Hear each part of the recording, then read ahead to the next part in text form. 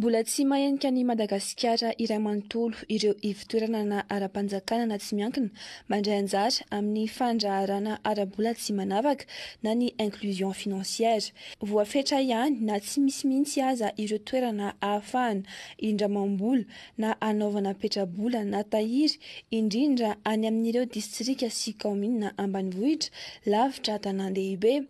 Antony iray izay nanosika ny paositra hifantoka ihany koa amin'ny sehatry ny fandraharana ara-bola tsy manavaka io. Afaka mametraka vola, afaka maka vola amin'ny paositra malagasy amin'ny alalan'ity le tsinjolavitra ity.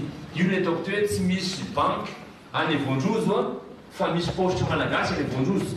Tsy misy banky any Akora fa misy paositra malagasy any Akora. Ny tsinjolavitra dia fomba anankiray ahafana mametra vola, ahafana mitahiry vola. Ohatra ny ataon'olona tia votra mametraka vola any amin'ny banky, nataon'olona any Ivohibe, any Akora, any Ankazoako mametraka vola amin'ny alalan'ny tsinjolavitra. Zava-dehibe ny fiarovana ny mpanjifa sy ny entany ankoatra izay. Antony nidrosoana tamin'ireo antanatohatra rehetra ahafahana miantoka izay fiarovana izay.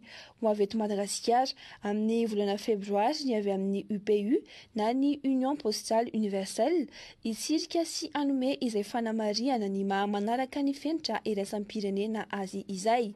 Io certification sécurité postale io ange ny antony ametrahantsika io dia ho fiarovana ny entan'ny olona zay alefa ato am-positra na ny entana miainga avy eto Madagasikara ivoaka io na ny entana avy any ivelany miditra eto Madagasikara.